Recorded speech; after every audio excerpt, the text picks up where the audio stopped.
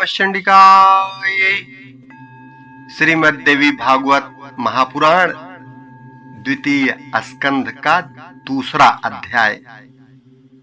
व्यास जी की उत्पत्ति और उनका तपस्या के लिए जाना।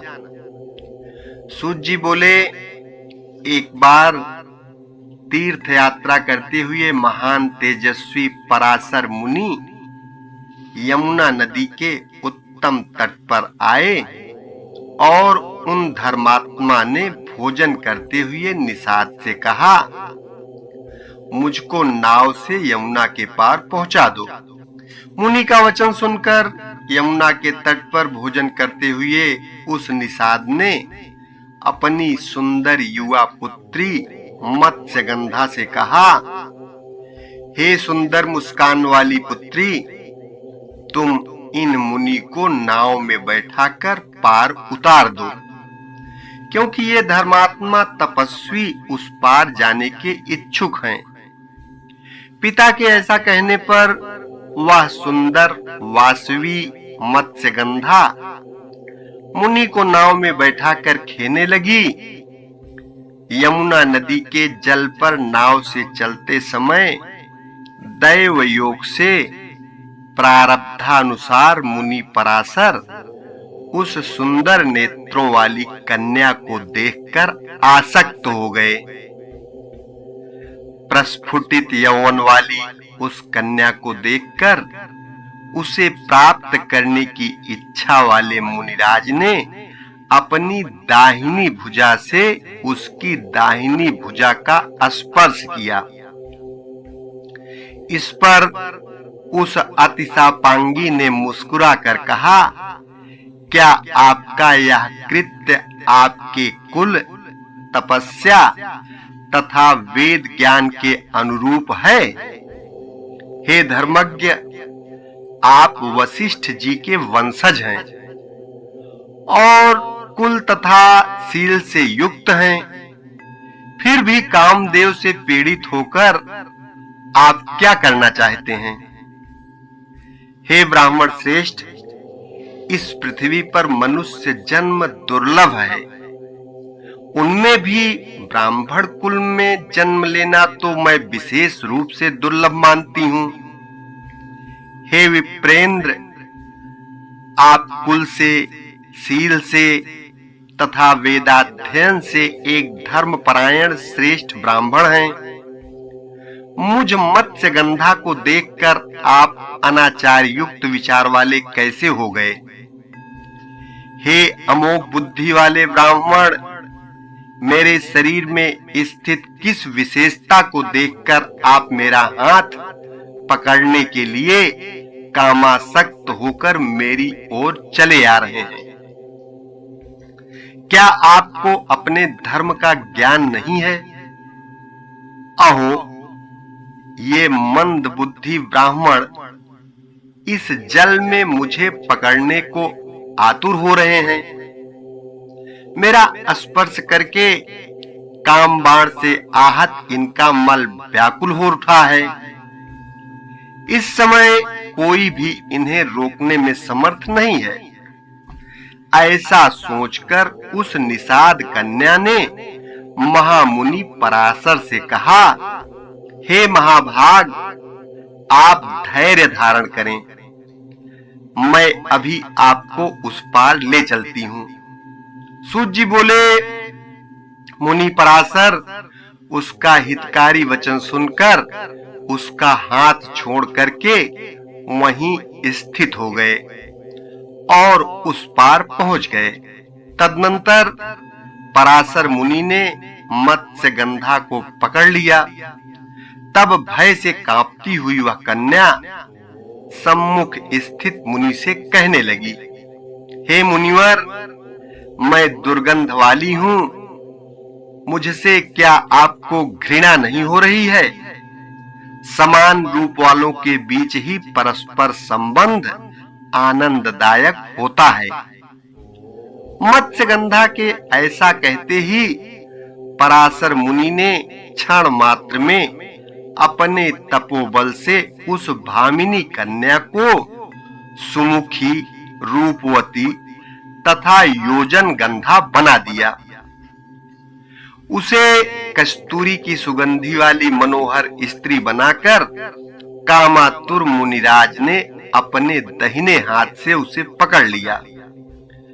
तब सत्यवती नाम वाली उस सुंदरी ने संयोग की कामना वाले मुनि से कहा, हे मुने, तट पर स्थित मेरे पिता तथा सभी लोग यहाँ हमें देख रहे हैं। हे मुनिश्रेष्ठ, यह भीषण पशुवत व्यवहार मुझे अच्छा नहीं लगता। जब तक रात नहीं हो जाती तब तक प्रतीक्षा कीजिए। मनुष्य के लिए काम संसर्ग रात में ही विहित निहित है, दिन में नहीं। दिन में संसर्ग करने से महान दोष होता है और बहुत से लोग उसे देख भी लेते हैं। हे महाबुद्धे, अब आपकी जैसी इच्छा हो वैसा करें। लोक निंदा अत्यंत कष्टकर होती है। सत्यवती का कहा गया युक्ति संगत वचन सुनकर उदार बुद्धि वाले पराशर मुनि ने अपने पुण्य बल से तत्क्षण कुहरा उत्पन्न कर दिया। उस कुहरे के उत्पन्न हो जाने पर अत्यंत अंधकारमय नदी तट पर उस कामिनी ने पराशर मुनि से मधुर वाणी में यह वचन कहा, हे द्विजश्रेष्ठ, मैं अभी कन्या हूं और आप मेरे साथ संसर्ग करके चले जाएंगे।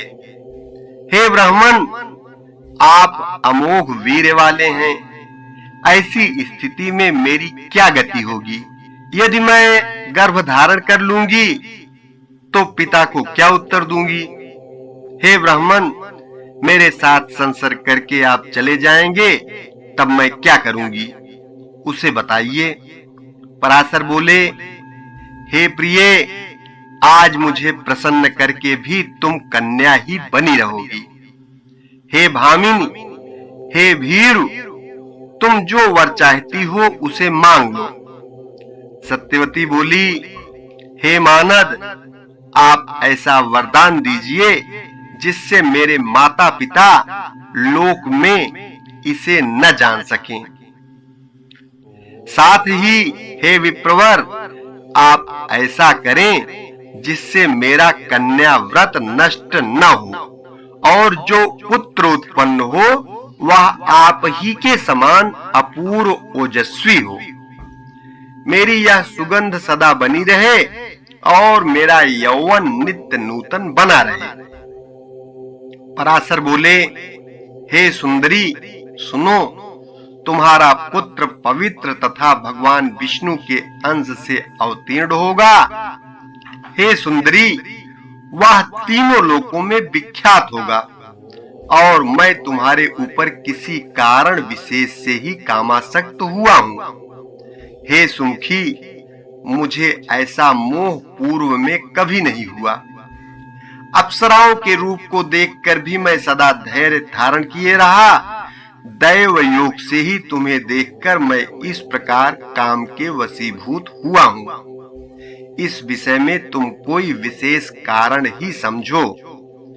दैव का अतिक्रमण अत्यंत कठिन है, अन्यथा अत्यंत दुर्गंध युक्त तुम्हें देखकर मैं इस प्रकार क्यों मोहित होता। हे वरानने, तुम्हारा पुत्र पुराणों का रचयिता, वेदों का विभाग करने वाला तथा तीनों लोकों में विख्यात होगा। सूत जी बोले, ऐसा कहकर अपने वश में आई हुई उस कन्या के साथ संसर्ग करके मुनि श्रेष्ठ पराशर तत्काल यमुना नदी में स्नान कर वहां से शीघ्र चले गए। वह साध्वी सत्यवती भी तत्काल गर्भवती हो गई। यथा समय सत्यवती ने यमुना जी के द्वीप में दूसरे कामदेव के तुल्य एक सुंदर पुत्र को जन्म दिया। उत्पन्न होते ही उस तेजवान पुत्र ने अपनी माता से कहा, हे माता, मन में तपस्या का निश्चय करके ही अत्यंत तेजस्वी मैं गर्भ में प्रविष्ट हुआ था।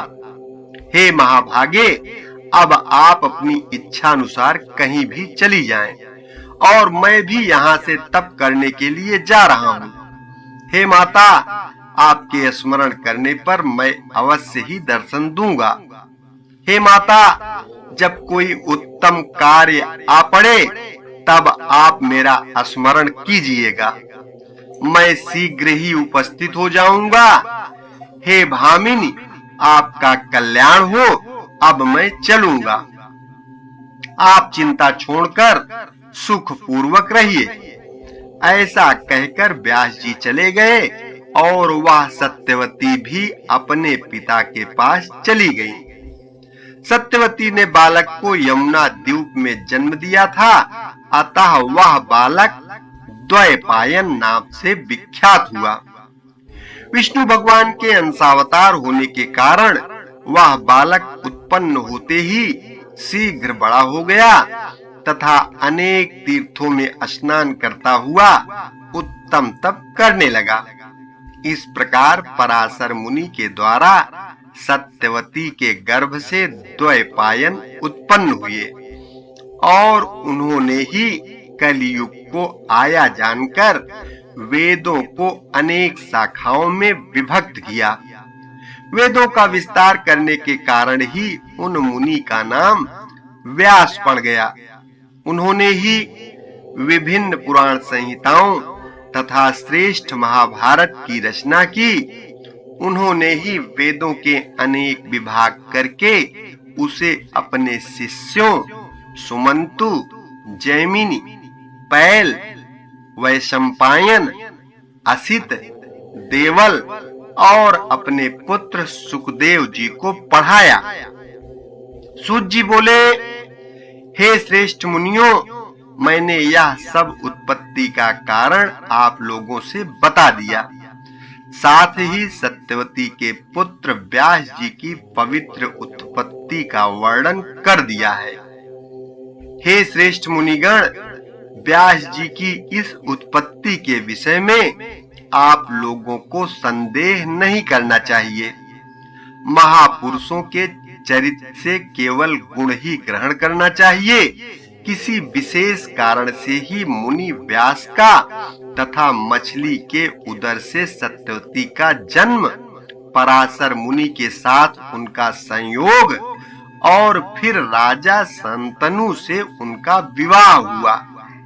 अन्यथा मुनि पराशर का चित्त कामासक्त ही क्यों होता? और धर्म के ज्ञाता वे महामुनि पराशर अनार्य लोगों द्वारा आचरित किया जाने वाला ऐसा कृत्य क्यों करते?